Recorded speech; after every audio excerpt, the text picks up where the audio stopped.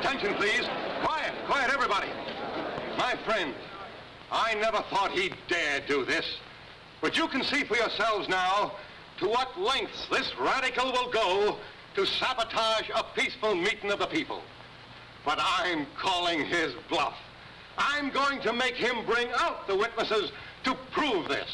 As mayor of this town, I got a right to call a special hearing, and I do. So the issues will be clear when you go to the polls to vote tomorrow.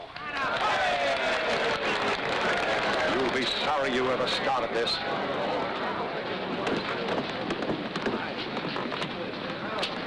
Better remain with us, Mr. Hartley. We wouldn't want you to prejudice the mayor's testimony. Any place there, folks. All right, find a seat and sit down. Sit down. That Adam Squirt's just bluffing. He ain't got a thing on the mayor. No? All right, find a seat and sit down.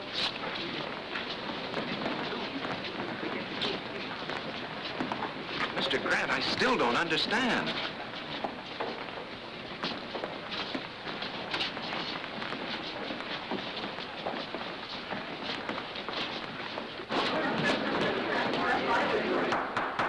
Order.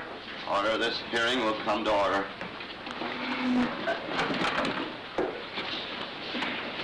Judge Hartley, my friend, I'm not on trial here.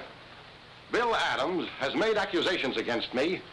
He's had a warrant sworn out for my arrest. This is a hearing to show you that he has no proof of anything he says. That he's trying by a cheap trick to win an election he can't win by fair play. Judge Hartley. Mr. Mayor, you'll have to moderate your tone. This is very irregular. Step one side and clear the aisle, please.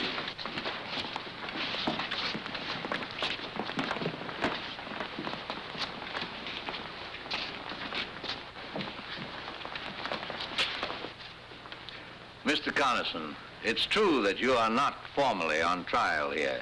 You asked for this hearing. You demanded by what right we had you arrested.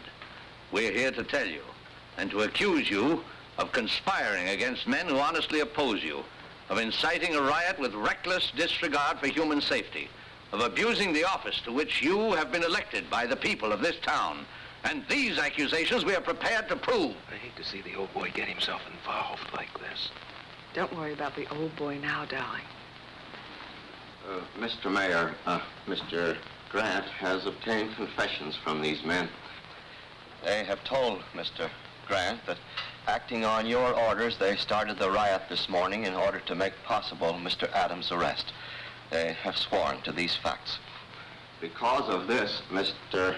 Grant was able to demand a warrant for your arrest. Mr. Grant swore out a warrant from my arrest. A man who doesn't even live in our town. A meddling old fool who does nothing but shoot ducks and start trouble. Jim, don't say that. I'll say anything I please. I demand to know who this man is. Who is this Joe Grant? Jim, do yourself a favor. Don't ask. That's all right, Judge Hockley. Mr. Conason, it's not Joe Grant. It's John Josephus Grant. Where you from, Grant? Washington, D.C. Jim, please, no more questions. Mr. Grant. Shut up. I'll ask all the questions I please. By what right? And what do you do, Mr. Grant? Mr. Conason, I am a judge, an associate justice of the Supreme Court of the United States.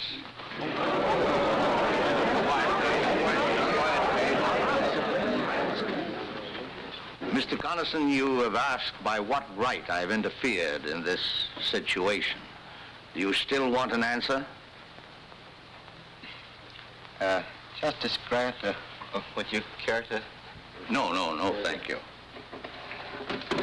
Bill! Oh, just throw some water on him, Lucy. He'll be all right.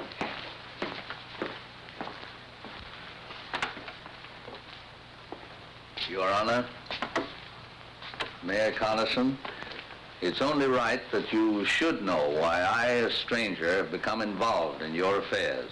Believe me, it's not because I am a justice of the Supreme Court. It's because, like all of you here, I am a citizen of this country. That is no little honor. Men have fought revolutions, have died to be called citizen. And as citizens, we carry a burning responsibility.